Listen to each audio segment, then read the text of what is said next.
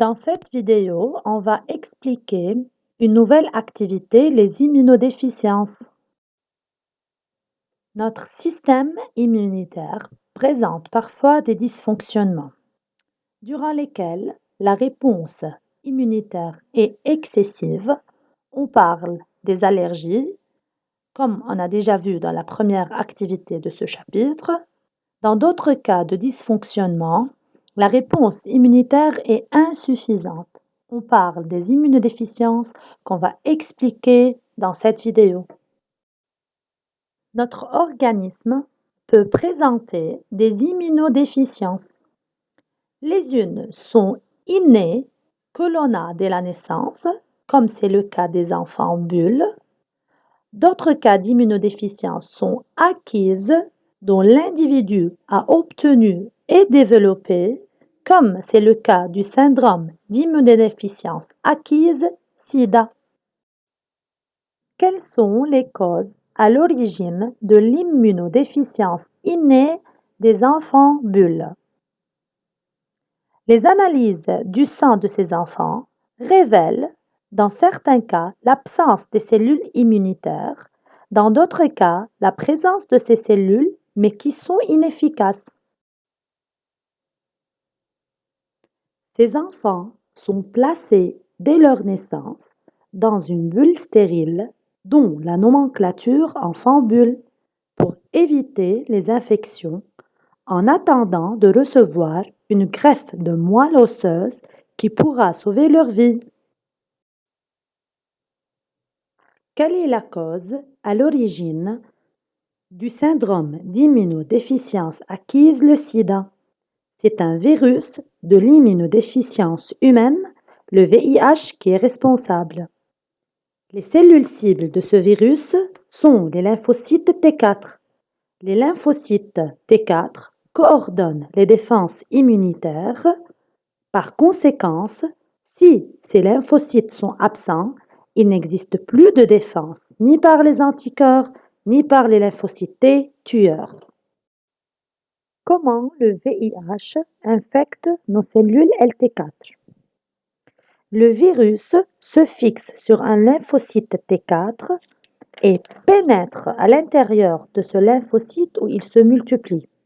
Ce lymphocyte est détruit et il libère par la suite un grand nombre de virus fils qui infectent d'autres cellules LT4.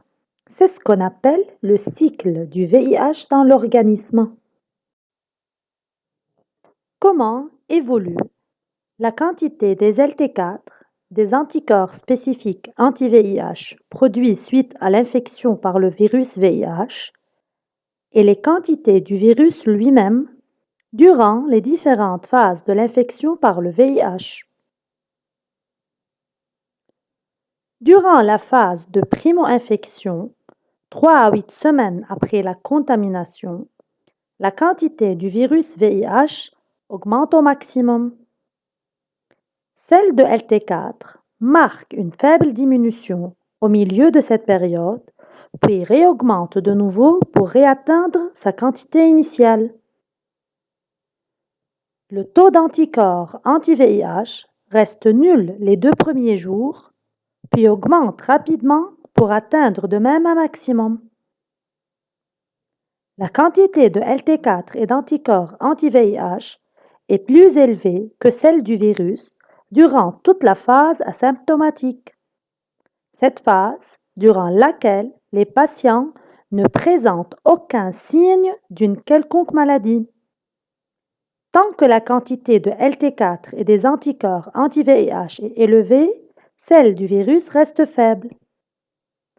Lorsque la quantité du virus VIH augmente d'une façon intense, la quantité des LT4 diminue, de même celle des anticorps anti-VIH. Il s'agit du syndrome d'immunodéficience acquise SIDA. Ce syndrome est caractérisé par un taux de lymphocytes T4 faible, une diminution de la quantité des anticorps anti-VIH et l'apparition des maladies opportunistes. 2 définitions à reconnaître. Qu'est-ce qu'on désigne par séropositif? C'est un individu dont le sérum contient des anticorps spécifiques à un antigène donné. Dans notre cas, le sérum des individus infectés par le virus VIH contient des anticorps spécifiques à ce virus anti-VIH. C'est quoi les maladies opportunistes? Des maladies qui se déclarent chez les personnes dont le système immunitaire est déficient et dans notre cas, ce sont les personnes dans la phase du syndrome d'immunodéficience acquise, SIDA. Quels sont les agents contaminants et par quel mode de contamination le VIH se transmet? Par un rapport sexuel non protégé, dont les agents contaminants sont le sperme et les sécrétions vaginales, par les échanges de seringues, grossesse, allaitement, des instruments mal stérilisés, dont l'agent contaminant, c'est le sang. Donc, pour éviter la transmission du VIH, il faut prendre précaution de ces modes de transmission. Avant de passer au dernier slide de cette vidéo, essayez, chers élèves, vous-même, de préparer la restructuration de cette activité et comparez-la à celle-ci. On termine l'explication de notre activité par cette restructuration. L'immunodéficience innée ou acquise est une défaillance du système immunitaire qui le rend incapable de défendre efficacement l'organisme contre les infections. Les immunodéficiences innées sont dues à l'absence ou à un défaut de fonctionnement de plusieurs types de leucocytes, lymphocytes B et T et phagocytes.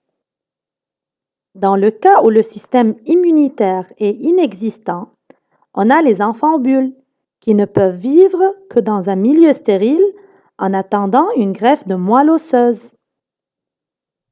Les immunodéficiences acquises, dont la plus importante est le sida, due à un virus, le VIH, ce dernier infecte les lymphocytes T4 et les détruit. Quand la destruction des LT4 devient importante, le système immunitaire devient déficient et les maladies opportunistes s'installent.